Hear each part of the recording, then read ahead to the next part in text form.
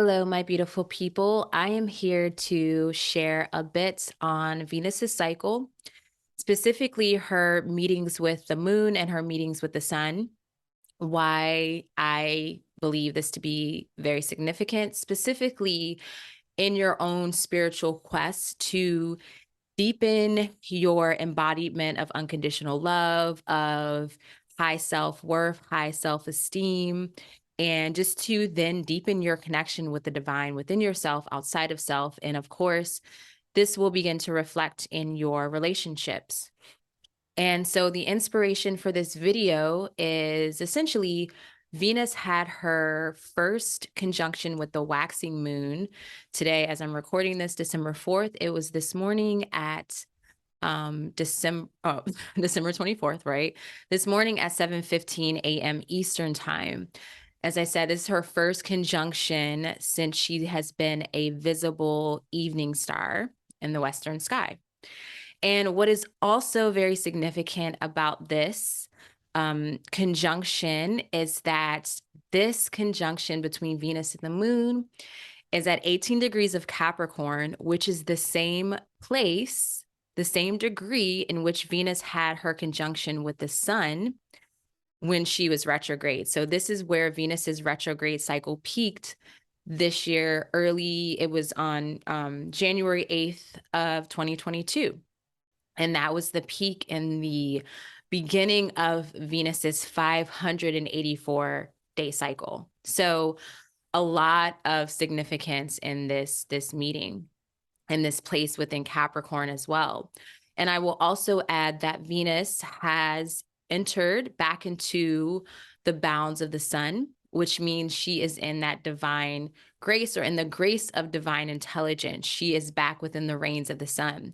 So when any of the planets are considered to be out of bounds from an astrological perspective, that speaks to the planet in question or of concern is essentially out of the bounds of the sun, out of it's either at a more northern point from our perspective that the sun can never go, or a more southern point of our perspective that the sun can go. And this means from an astrological perspective that they are out of control, right? They are just out of bounds, right? They can do whatever they want. You can look at it as being out of control. You can look at it as being free to expand, to grow, to have some independence from that close connection of the sun, especially with Venus, because Venus doesn't really move that far from the sun in itself. And so, when she is out of bounds, that gives her a bit of more space to have some freedom, right? And to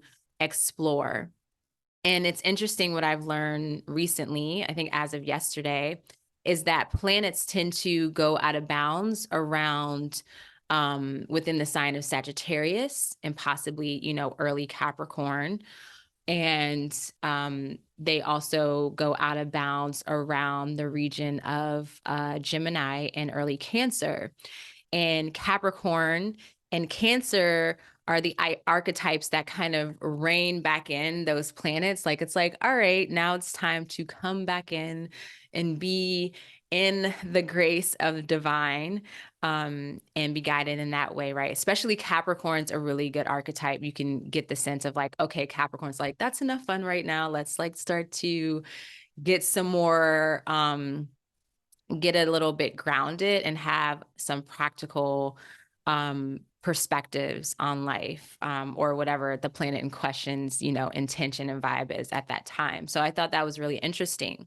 And so from an astronomical perspective of a planet being out of bounds, as I just spoke, so the sun, the bounds of the sun essentially are the tropics, the Tropic of Cancer, which is 23.5 degrees north latitude, and the Tropic of Capricorn, which is 23.5 south latitude. And so that is essentially the bounds in which the sun travels from our perspective here on Earth, that it has the ability, or that it essentially shines above, like directly above, right?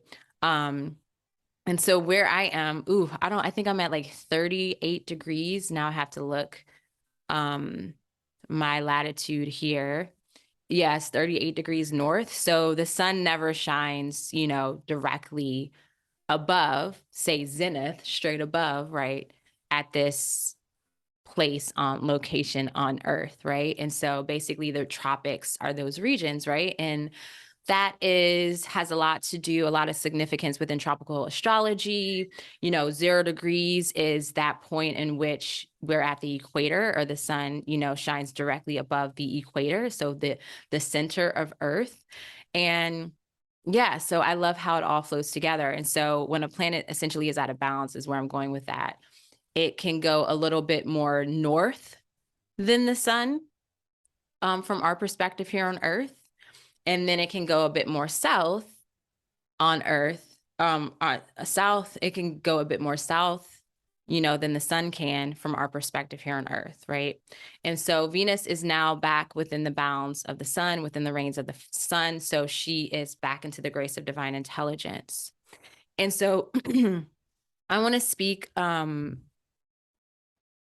first. Sorry, I'm like, mom senses. I'm like, what's going on down there? I can hear her running and falling, and let it go. You all should be very proud that a lot of you already know this. I actually went out on the town. It was girls' night, but it was really like girls' early night. It was a happy hour on the winter solstice.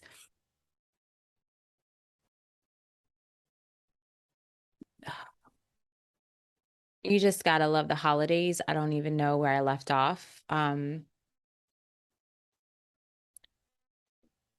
So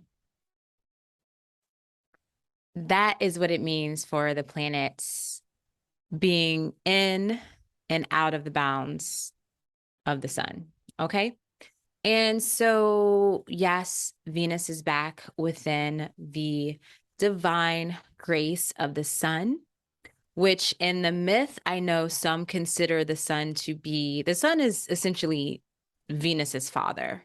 But I've heard some people refer to Venus, to the sun as Venus's, lover, with this whole kiss of Venus and the sun, which is an indication, or they're referring to the Venus Sun conjunction.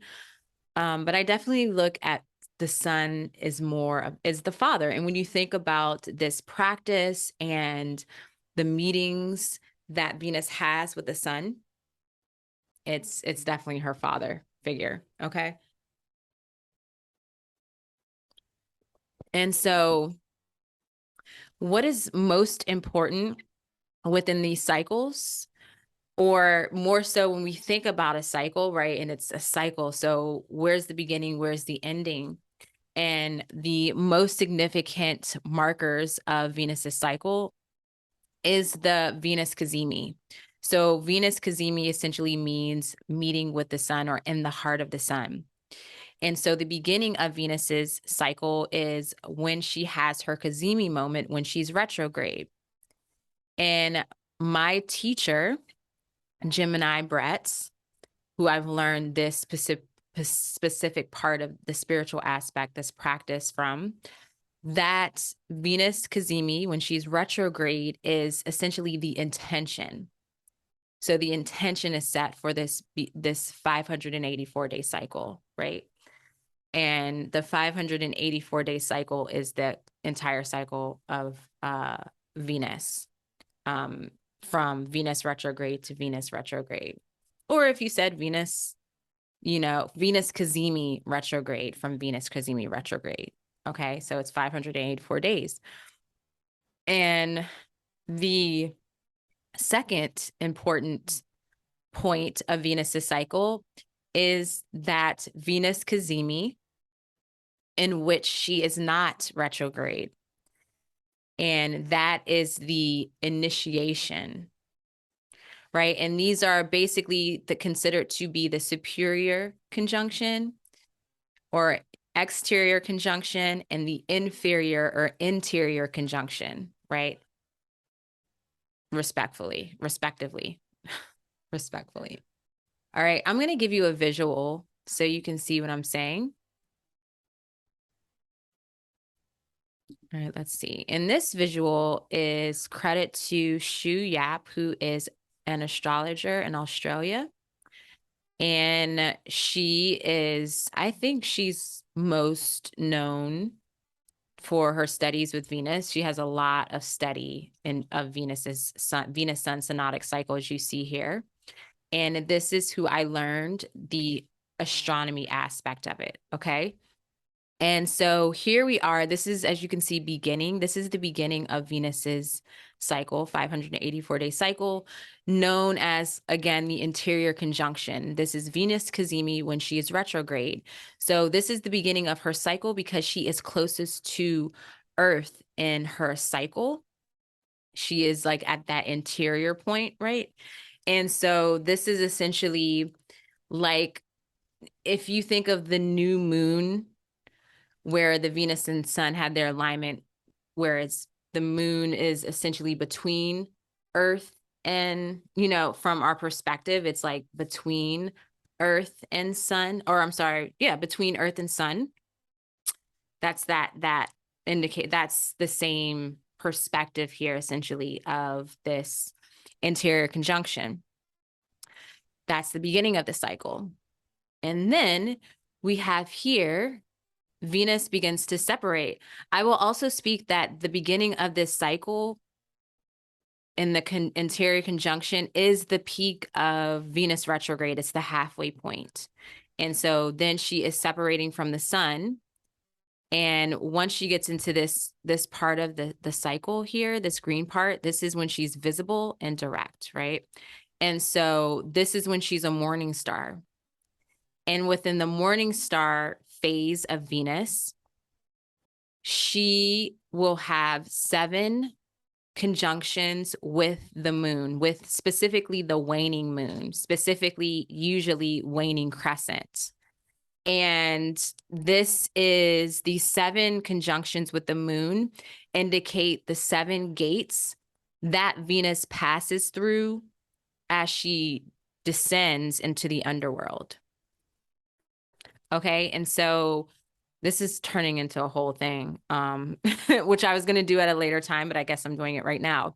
So the interior conjunction is when the beginning of the cycle, when Venus essentially is like, I'm going to go into the underworld to pay respects for my sister's loss of her husband that Venus actually had to do with his killing. But she's like, I'm going to go there. I'm going to go Queen of the Heavens. I know once you go in the underworld, you can't go back, but I'm going to go adorned and with all of my power as Queen of the Heavens so that I can just go there and leave. Very courageous. I know she wasn't supposed to eat that. It's okay. She'll be okay. So she just lost my train of thought there. Okay, yes. Yeah, so she's, she wants to go into the underworld. And her sister's like, wow. Yeah, okay, there we go. Very bold, very courageous, very naive. So Ereshkigal, which is Venus's, or this is the descent of Inanna, the myth of Inanna that we're following here. So Ereshkigal is like, wow, how the audacity of her, right? And so she basically tells the gatekeeper to stop her at each gate, which there are 7 gates, and make her take off her adornments, her power, right? And so these 7 markers, these 7 gates are represented by the 7 conjunctions that Venus has with the moon as she descends out, or as she descends into the underworld. And on the other side of the cycle with the evening star, the 7 conjunctions are her ascending into the heavens, right? And so these 7 conjunctions correspond to the 7 chakras. And this is when the practices, the traditions tend to kind of change and adapt over time, right? I don't think they were the Sumerians, the Babylonians were, looking at the energy centers or making that connection. But who knows? Maybe there were, and maybe we are just, living that truth in a different time, right? Like maybe we're tapping into some aspect of what they were tapping into. It definitely feels that way. Right. And so this is when she's visible direct. So when she is a morning star, she's descending into the underworld, and the 7 conjunctions with the moon is her moving through the 7 gates. So each conjunction with the moon, the waning moon on the side of Venus being a morning star, she's releasing something, and it corresponds to the energy centers, and it begins with the 7th chakra. So it actually begins with the crown. So the first thing in the myth, the first thing that Inanna, aka Venus, removes is her crown. And so the way I practice that is essentially when that Venus moon conjunction happens with the waning moon, right? Venus as a morning star in conjunction with the waning moon, I then go into reflection of, okay, what is blocking my crown? What do I need to release that's blocking my crown chakra? What is prohibiting me from that direct channel or taking in or receiving that divine light, that divine guidance? And that practice or that reflection period basically last for until the next conjunction of Venus and the moon.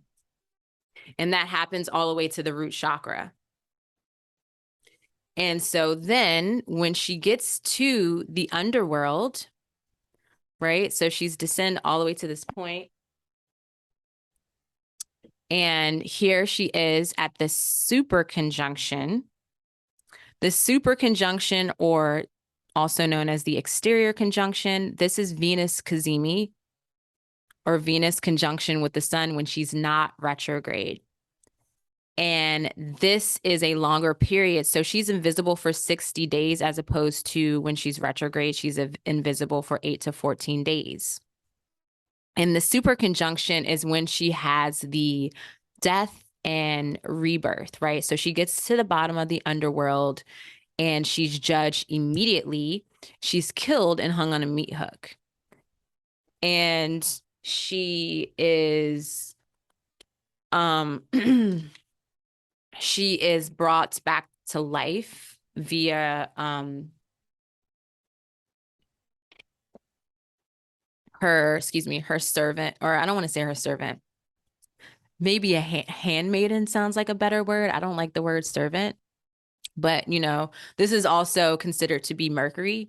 But before Inanna or Venus went to the gates of the underworld, she spoke to, I'm so mad I don't remember the name, starts with the N, but let's just say Mercury for this context, or the handmaiden, and was like, okay, if I'm not back in, I think it's like 3 days or something like that, send for me, like go talk to my father. And she had like 2 or 3 fathers.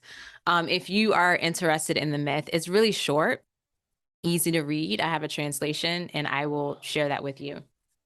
And so, yeah. And so this is the point in which she is killed and reborn. And this is known as this is essentially the peak of the cycle. And my teacher, who I've learned this spiritual practice from, says that this is the point of initiation in the cycle.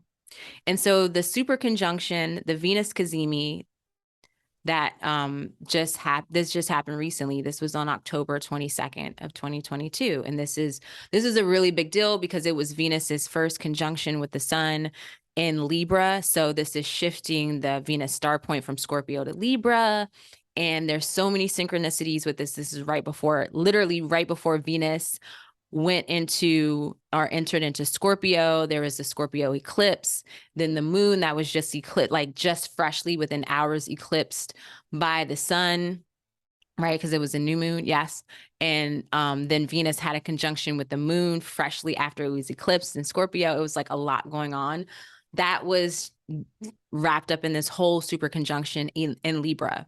So essentially, this cycle, this Venus cycle, what's of importance in this practice is that first conjunction, the interior conjunction, when Venus and the sun, when she's retrograde, that was in Capricorn on January 8th of 2022 at 18 degrees.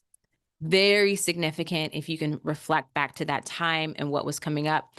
Also reflect to where Capricorn is in your birth chart, right? Do you have any planets in Capricorn? Do you have any planets around 18 degrees of Capricorn or 18 degrees of the cardinal signs, that being Aries, Cancer, Libra, and of course, Capricorn? Where is your Venus? Is your Venus connected to all of this, right? I mean, naturally, I would say yes, but is it making a direct connection to something in Capricorn or just this degree of Capricorn? And then where is that going with this? Yeah, so that's the Capricorn aspect. And then the Libra. So here we have Capricorn and Libra playing significant roles in this Venus Sun cycle, in this spiritual journey, this what I spoke about as far as deepening your embodiment of unconditional love, of high self-worth, high self-esteem, just that connection with the divine within yourself and outside of self and in your relationships.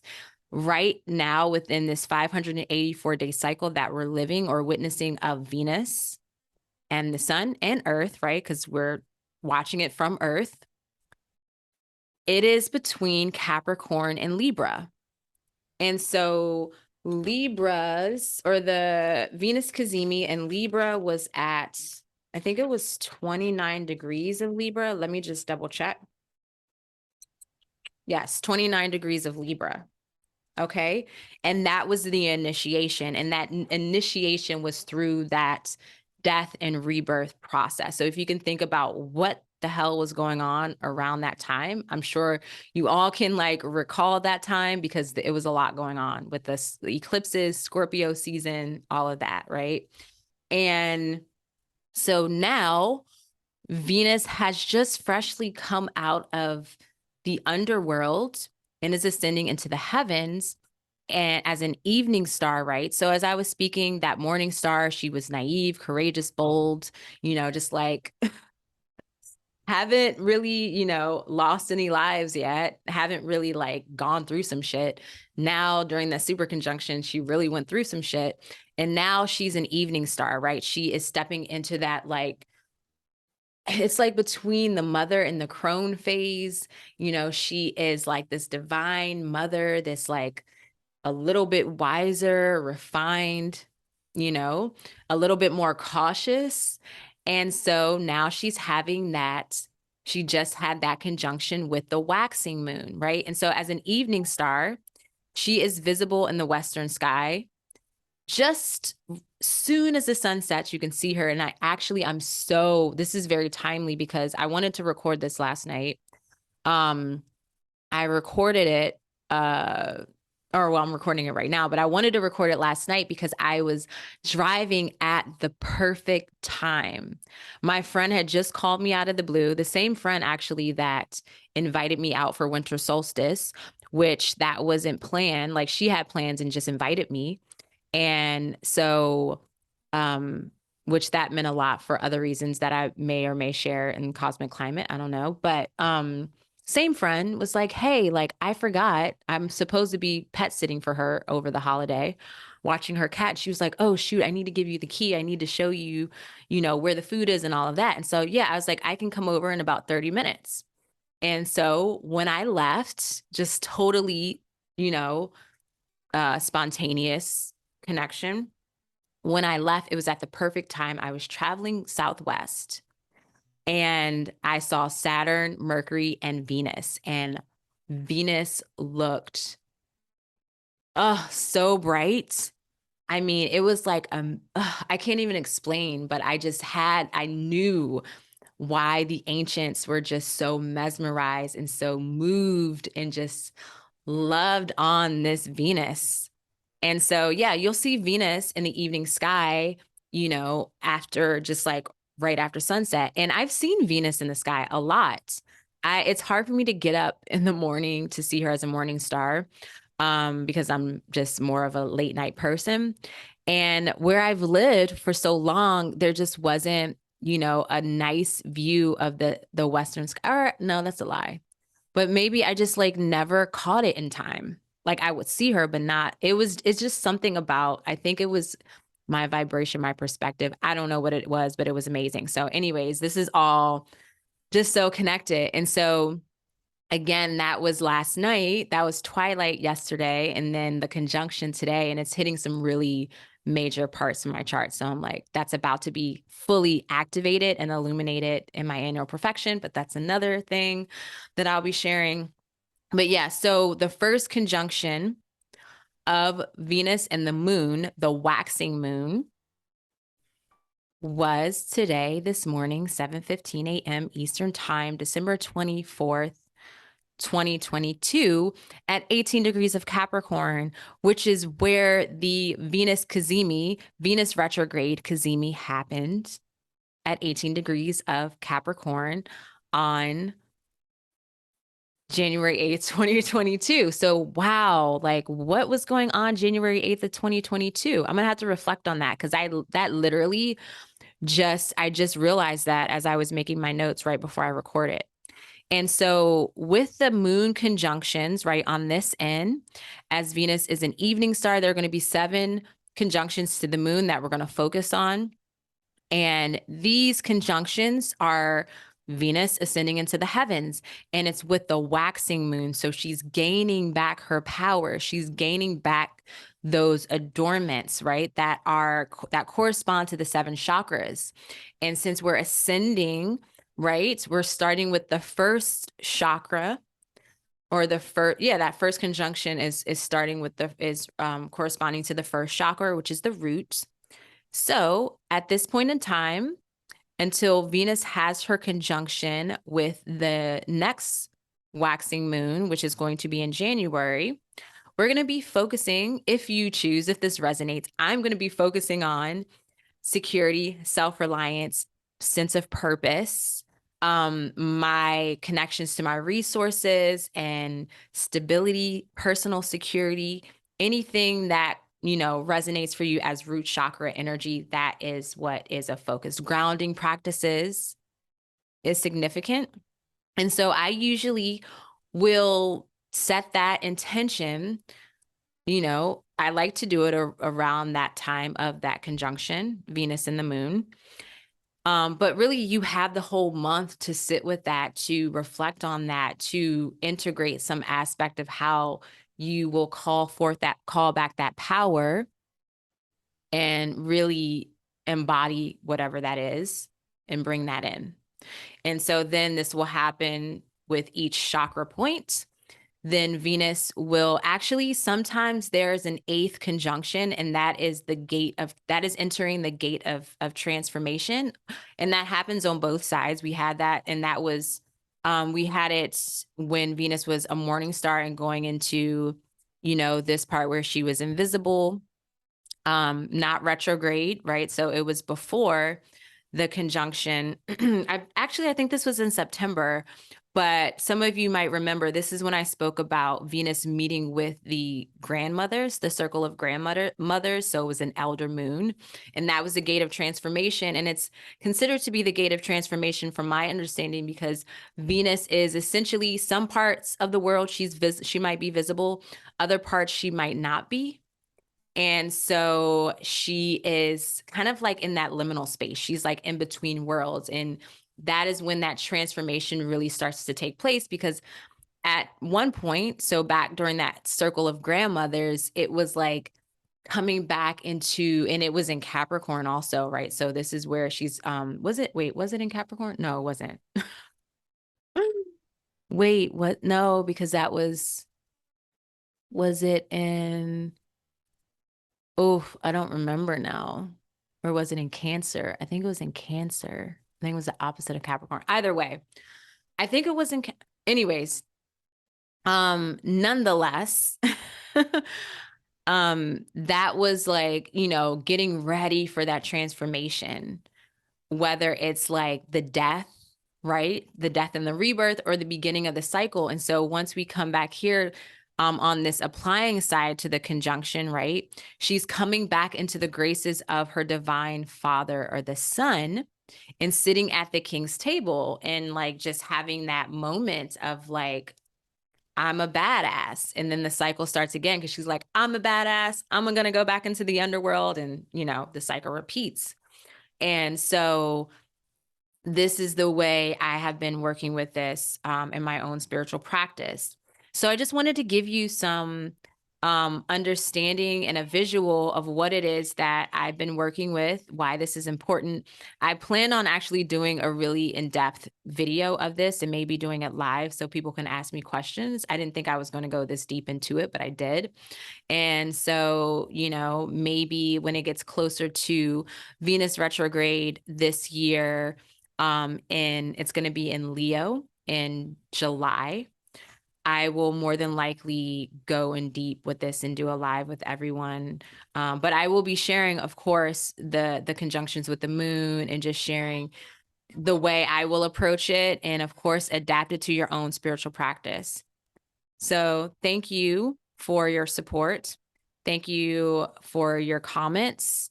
And I hope you have a happy holiday, and I will be talking again soon. Take care.